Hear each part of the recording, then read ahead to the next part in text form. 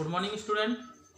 आज हम लोग कक्षा 10th में विषय गणित में हम लोग पिछली क्लास में द्विघात समीकरणों के मूल ज्ञात करना पढ़ रहे थे। तो उसमें हमने आपको बताया था कि पहले में बताया था कि द्विघात समीकरण कैसे चेक करते हैं, कौन है। तो वहाँ पे हमने बताया था कि अगर x की अधिकतम घात 2 है तो वह द्विघात समीकरण कहलाता है। फिर आया था आपका समीकरण साधारण समीकरण, जिसमें केवल एक एक्स स्क्वायर था और एक अचर पद था। तो वहाँ से हम लोग मूल ज्ञात करना सीखे थे। फिर हमको दिया गया था कि यदि x बराबर दिया गया हो तो a का मान ज्ञात कीजिए या k का मान ज्ञात कीजिए। अब हम लोगों को साधारण द्विघात समीकरण नहीं दिया है, अब हम लोगों को दिया है मिश्र समीकरण, मतलब मिश्र द्विघात समीकरण। तो मिश्र द्विघात समीकरण क्या कहलाता है? मिश्र द्विघात समीकरण ये कहलाता है कि द्विघात समीकरण में x की अधिकतम घात 2 तो होगी, लेकिन साथ में एक x और होगा जो x स्क्वायर से कम घात वाला होगा। तो उसे हम क्या कहेंगे? मिश्र द्विघात समीकरण। मिश्र द्विघात समीकरण को हल करने की 3 विधियां हैं। पहली विधि देखो, गुणनखंड विधि, पूर्ण वर्ग बनाकर और द्विघात सूत्र से। 3 विधियां हैं मिश्र द्विघात समीकरण को हल करने की। पहली विधि गुणनखंड विधि द्वारा, दूसरा पूर्ण वर्ग बनाकर, तीसरा द्विघात सूत्र से। तो हम लोग ये तीनों विधियां क्रमशः पढ़ेंगे। आज हम लोग पढ़ते हैं गुणनखंड विधि। कौन सी विधि? गुणनखंड विधि। तो सबसे पहले हम लोग गुणनखंड विधि को करने का तरीका समझते हैं। यदि आपको गुणनखंड विधि से कोई सवाल हल करना है और सवाल लिखा हो x square minus 6x equal to -5, तब हम जो बराबर की इस तरफ -5 दिया हुआ है इसको हम कहाँ ले जाएंगे? इसको ले जाएंगे हम बाईं ओर। ये क्या है? ये है आपका बायां पक्ष और ये क्या है आपका दायां पक्ष। मतलब हमको हमेशा दाएं पक्ष में बराबर में क्या चाहिए? 0। और बराबर में 0 कब आएगा? जब बाएं पक्ष में जो भी राशि दी हुई है उस राशि को कहाँ ले जाएंगे? बाएं पक्ष में। अगर दाहिनी ओर आपको कोई संख्या दी हुई है तो उसको हम कहाँ ले जाएंगे? बाईं ओर। यहाँ पर क्या बचेगा? 0। कैसे? एक्स स्क्वायर माइनस 6x, देखो बेटा ये माइनस का 5 है, तो इसका पक्षांतर करेंगे तो क्या हो जाएगा? प्लस का 5, बराबर में क्या मिल गया? 0। ये तो था पहला पॉइंट कि यदि दाहिने तरफ कोई संख्या दी हुई है तो उसको बाईं तरफ हम ले जाते हैं और बराबर में क्या करते? 0। दूसरा पॉइंट समझो, इस अचर पद का, किसका? अचर पद गुणे एक्स स्क्वायर का गुणा, मतलब अचर पद और एक्स स्क्वायर का क्या करते? गुणा। जब गुणा करेंगे तो कितना आना चाहिए? 5x। गुणा करने पे कितना आना चाहिए? 5, और जोड़े घटाने पे कितना आना चाहिए? 6। बात समझ में आ गई ना? गुणा करने पे चाहिए 5, मतलब गुणा करने पे कितना चाहिए? 5x square. जोड़ने या घटाने पर कितना चाहिए? -6x। ये चीज हमेशा और हर सवाल में ध्यान रखना। अचर पद का एक्स स्क्वायर में गुणा करते हैं, गुणा करने पर जो आता है वहां पे हम कोई 2 संख्याएं लेंगे, उन दोनों संख्याओं का अगर गुणा करें तो हमको अचर पद और एक्स स्क्वायर के गुणनफल के बराबर मिलना चाहिए, और उन दोनों संख्याओं का योगफल या अंतर, बीच की संख्या मतलब x के गुणांक के बराबर मिलना चाहिए। इतनी बात समझ में आ गई? चलो देखो आगे बढ़ते हैं। तो इस सवाल को कैसे हल करेंगे? यहाँ पर अगर बेटा हम लोग 5 और एक्स स्क्वायर का गुणा करेंगे कितना होगा? 5x square. मतलब गुणा करने पे चाहिए 5x स्क्वायर, जोड़ने या घटाने पे चाहिए -6x। तो यहाँ पर हम लोग 5x स्क्वायर के गुणनखंड निकालेंगे।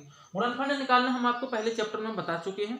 अब यहाँ पर देखो 5 एकम 5, कोई 2 संख्याएं लेनी है और दोनों संख्याओं का गुणा आना चाहिए अचर पद और एक्स स्क्वायर के गुणांक के बराबर, उनका योगफल या अंतर आना चाहिए x के गुणनफल के बराबर। बात समझ में आ गई? तो देखो 5 एकम 5, गुणा आ रहा है 5x स्क्वायर, और यहाँ पे बीच की संख्या कितनी है? -6x, मतलब 5 एकम 5। और अगर 5 और 1 को हम क्या करेंगे? तो जोड़ेंगे तो कितना होगा? 6।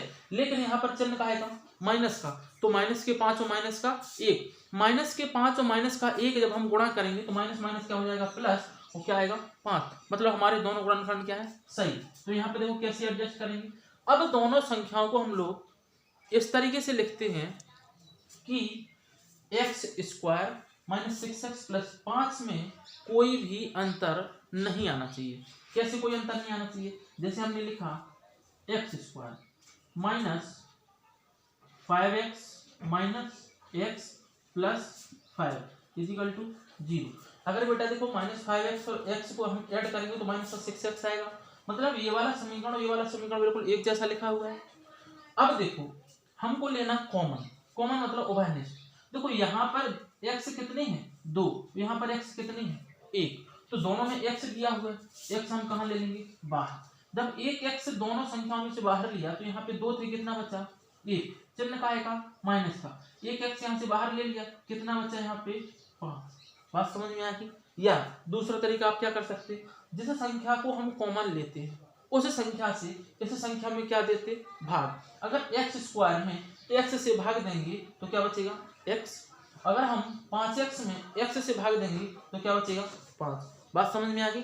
अब दूसरी चीज यहाँ पे ध्यान देना कि जो इस ब्रैकेट के अंदर जो संख्या है वही संख्या दूसरे ब्रैकेट के अंदर भी आनी चाहिए। ऐसा नहीं होना चाहिए कि इस ब्रैकेट के अंदर कोई दूसरी संख्या है और इस ब्रैकेट के अंदर कोई दूसरी संख्या है। यहाँ पर देखो x प्लस 5 तो दिया है, लेकिन हमको क्या चाहिए x माइनस 5।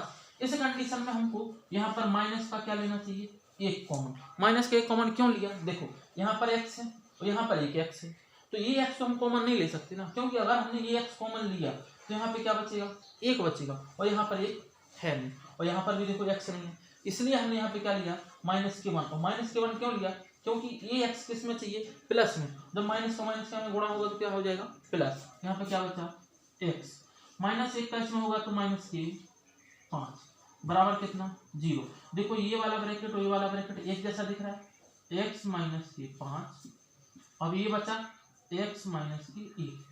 जो दो ब्रैकेट एक जैसे दिखते उनको लिखते एक बार और बची हुई संख्या लिख देते। ये क्या होगा आपके गुणनखंड, ये क्या होगा गुणनखंड, ये है बेटा गुणनखंड। लेकिन हमको क्या ज्ञात करना मूल ज्ञात करना, तो x माइनस 5 बराबर कितना 0, x बराबर कितना 5। दूसरा क्या कर सकते x माइनस 1 बराबर 0, तो x बराबर कितना 1। बात समझ में आ गई। x बराबर 5 तो x बराबर 1। उत्तर की जांच करना हम पिछली वीडियो में बता चुके हैं। अगर x बराबर 5 यहाँ पे रखोगे तो आपको बराबर में 0 मिलेगा, x बराबर यदि 1 रखोगे तब भी आपको बराबर में 0 मिलेगा। बात समझ में आ रही ना। अब चलते दूसरे सवाल में। देखो पहला सवाल आपको साधारण दिया था, दूसरे सवाल में अचर पद आपको किसमें दिया बटे में दिया। जब बटे में दिया तो हम लोग क्या करेंगे सबके अपॉन में 1 ले लेंगे और क्या ले लेंगे एलसीएम।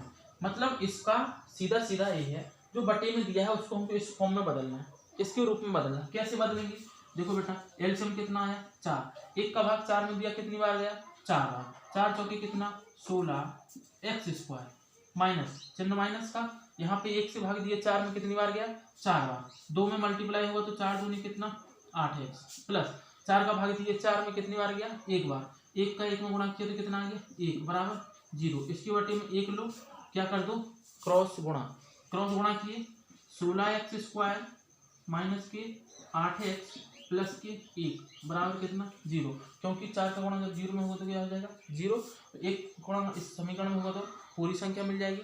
यहाँ पर देखो ये समीकरण इसके रूप के जैसा मिल गया। जब इसके रूप का जैसा मिल गया तो जितना हमने यहाँ पे बताया था कि अचर पद का एक्स स्क्वायर में गुणा, अचर पद का एक्स स्क्वायर में गुणा करेंगे तो कितना आएगा 16x स्क्वायर। मतलब गुणा करने पे कितना चाहिए 16x स्क्वायर चाहिए, जोड़ने या घटाने पे कितना चाहिए 8x चाहिए। तो देखो यहाँ पर 4 चौके 16, 4 का गुणा 4 में करोगे तो 16 आएगा, 4 और 4 को जोड़ोगे तो कितना आएगा 8 आएगा। लेकिन यहाँ पर क्या है माइनस के 8x, जब माइनस के 8x है तो माइनस के 4 और माइनस के 4। बात समझ में आ गई। तो देखो कैसे लिखेंगे इसको 16x स्क्वायर माइनस के 4x माइनस के 4x प्लस के 1 बराबर 0। फिर कॉमन ले लो बेटा, यहाँ पे 4x, यहाँ पे भी 4x कॉमन। 4x कैसे, क्योंकि 4 गुणा 4 क्या होता है 16, यहाँ पर 4 गुणा 4 लिखा, यहाँ पे 4x कॉमन ले लिया। जब 4x का इसमें x 16x स्क्वायर में भाग देंगे तो कितना हो जाएगा 4x माइनस, देखो 4x से 4x में भाग देंगे कितना आएगा 1। क्या चाहिए 4x माइनस 1, हमने क्या बताया था यहाँ पे माइनस है, यहाँ पे क्या चाहिए प्लस, इसके विपरीत मतलब यहाँ पे क्या ले लो माइनस का 1, यहाँ पे क्या हो जाएगा 4x माइनस 1 बराबर कितना 0। तो ये संख्या कितनी बार लिखेंगे एक बार, 4x माइनस 1 और 4x माइनस 1 बराबर 0। देखो बेटा ये दोनों हमने एक ही बार लिखे, एक बार यहाँ पे और ये 4x और माइनस का 1 यहाँ पे आ गया, इसलिए कंफ्यूजन नहीं होना कि सर यहाँ पे 2 बार लिखा हो आपने भी 2 बार लिख दिया, नहीं हमने इन दोनों ब्रैकेट को तो लिखा एक बार, लेकिन यहाँ पे 4x माइनस का 1 था ना तो उसको भी लिखना पड़ेगा ना, इसलिए यहाँ पे हो गया। ये क्या है आपके, ये तो हो गया गुणनखंड। अगर मूल ज्ञात करना तो 4x माइनस 1 बराबर 0, 4x बराबर 1, x बराबर 1/4, इसको भी हल करोगे तो कितना आएगा 1/4। ये क्या हो गए आपके मूल, ये क्या थे आपके मूल, और ये क्या था आपके गुणनखंड, ये भी क्या है गुणनखंड। बात समझ में आ गई। तीसरा सवाल, अभी देखो यहाँ पे कोई अंडर रूट में नहीं दिया था, जब अंडर रूट में दिया है तो क्या करेंगे, देखो फिर वही 5√2 गुणे √2।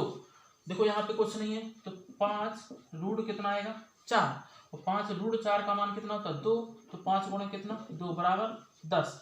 गुणा करने पे कितना चाहिए 10 चाहिए, तो जोड़ने या घटाने पे कितना चाहिए 7 चाहिए, 5 दूनी 10, तो यहाँ पे क्या आएगा √2 x² plus 2x plus 5x plus 5√2 बराबर कितना 0।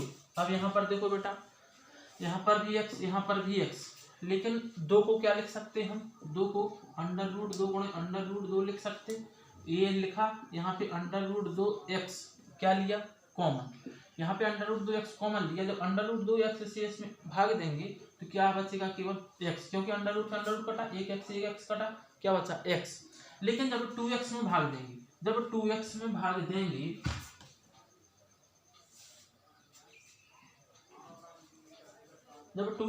देंगे तो देखो क्या होगा 2x अपॉन √2x, देखो x से x तो कट गया, लेकिन क्या बचा 2/√2, तो 2 इस √2 का क्या कर देंगे परमीकरण करेंगे तो कितना √2 अपॉन √2, और √2 कितना होता 2, मतलब 2√2 बटे कितना 2, और 2 से 2 क्या हो गया कट गया, तो कितना बचा प्लस के √2।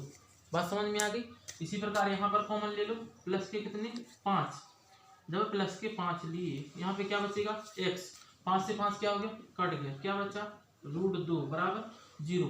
दोनों ब्रैकेट को कितनी बार लिखना एक बार, x प्लस √2, यहाँ पे √2x प्लस के 5 बराबर 0। ये क्या हो गया आपके गुणनखंड। मूल ज्ञात करना, x प्लस √2 बराबर 0, x बराबर माइनस के √2, √2x प्लस के 5 बराबर 0, √2x बराबर माइनस के 5, x बराबर माइनस के 5/√2। ये क्या निकल के आ गया आपके मूल। तो ये क्या था द्विघात समीकरण को गुणनखंड विधि द्वारा हल करना। अब हम लोग कल पढ़ेंगे पूर्ण वर्ग बनाकर हल करना। जो आपकी एक्सरसाइज 4C है वो कंप्लीट करके सेंड करिए। अभी तक किसी भी स्टूडेंट ने ना 4A की, ना 4B की, ना 4C की।